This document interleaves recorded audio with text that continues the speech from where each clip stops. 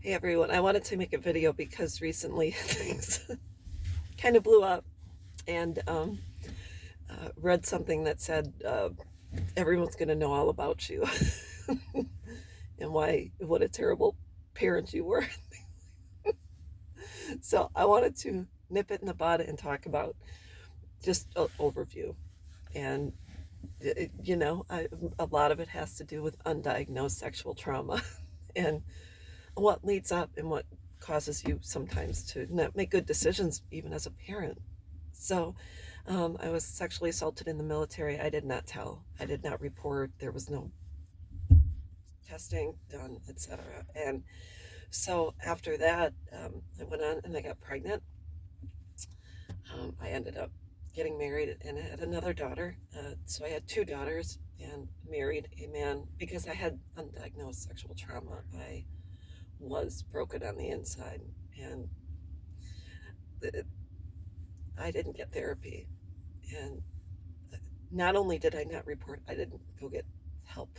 I didn't talk about it. I buried it. And unfortunately, when you bury a sexual trauma, it does manifest itself outwards. And I married someone who abused me um, and terrorized me for 8.5 years until I finally got the courage to file for divorce and set myself free. And the the worst thing I did was I stayed. And well, the worst thing I did, first of all, was I didn't tell. And then because I didn't tell and I didn't talk about my trauma and didn't get help, I married someone who treated me just as badly as when I had been traumatized the first time. So I was repeatedly traumatized throughout that relationship, and I lived in terror. Ended up going through, demanding we go through um, counseling to try to salvage. And it was stated that this person had anger management issues and things like that. So, anyways, went through that. Unfortunately, I stayed because nobody knew what I was going through, and nobody knew I was being abused. I didn't talk about that either. So, not only did I bury my sexual assault, I buried the truth about my relationship. And I'm walking on eggshells. The abuse did not happen around my daughters. They did not witness the abuse. It would happen while they were napping or while they were asleep, is generally when it happened. And you just never knew when an outburst was going to happen. So then, after 8.5 years, I filed for divorce. Still, I hadn't gotten therapy for the sexual trauma, or then subsequently um, for being married to also someone who was not kind. And um, raising two girls, being undiagnosed, being untreated. There are a lot of things you choose to do. A lot of some people that are sexually traumatized choose to use drugs, alcohol. That we have coping. We cope, and we have different ways we cope and different ways we try to alleviate the pain. And mine was that I dated, and I dated after I was divorced. I dated a lot, and I uh, didn't date anyone that hurt my daughters. I just dated, and my relationships were tumultuous. And, I subsequently, after I got divorced, went on to marry someone who was not healthy. And my daughters went through that. And, there's a lot of things they saw that they shouldn't have seen and they shouldn't have heard and they shouldn't have had to have witnessed during that time. And for that is probably my biggest regret. And so tried to raise them to the best of my ability. I was only married the second time for a short time, just a matter of months, and then it was over. And it wasn't until the second relationship was over that, I did go on to date someone else, but this person did not meet my children. This was more like just a friend that I would see. And then I did date someone else who was really super kind, that had a daughter. I'm not going to say his name, but super nice guy, just super, super nice guy. And we didn't stay together, but we did go to Disney and things like that. So I was heading in the right direction regarding being with someone who was just really great to my kids and great to me.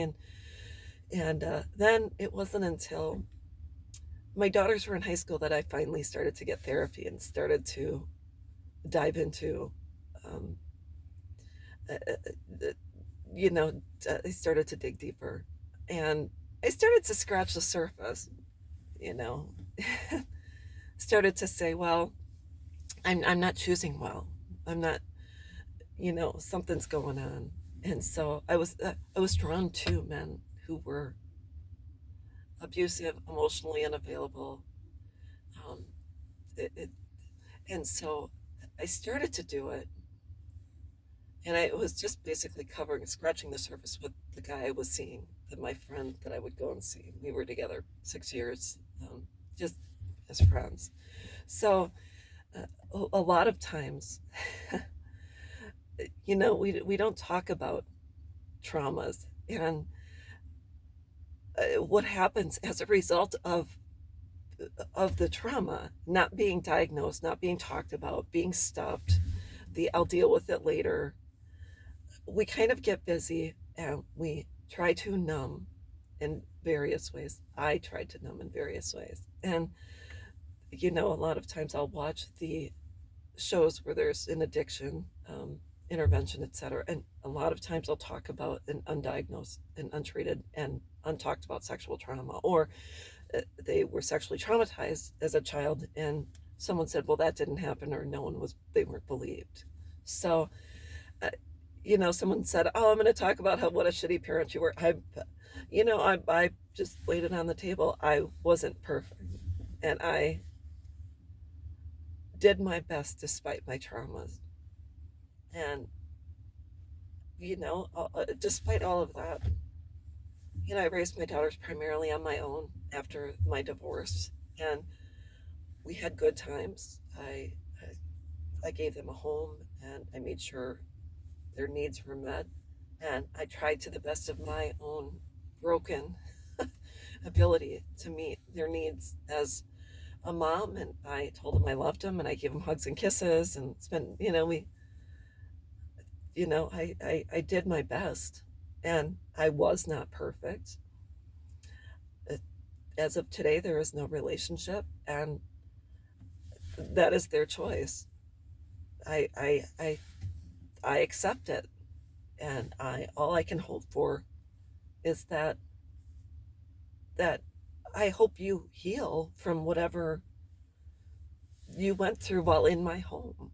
I hope that you can talk with someone about it and not have unresolved trauma the way I had. And I, as a parent, you just pray that your child will not be forever scathed and will be able to have a healthy relationship and will be able to experience love and one day have a life of their own. And that's all there is to it. There's nothing I can do to change what happened. All I can do is hope for, like we all do, for better for our own kids.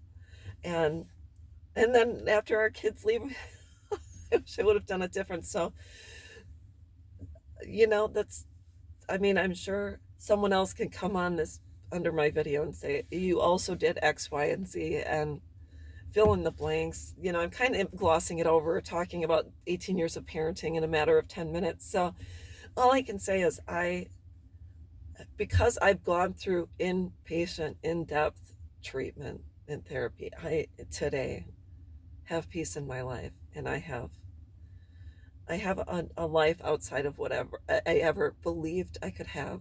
I am grateful every single day when I wake up. I can't imagine. I just can't imagine.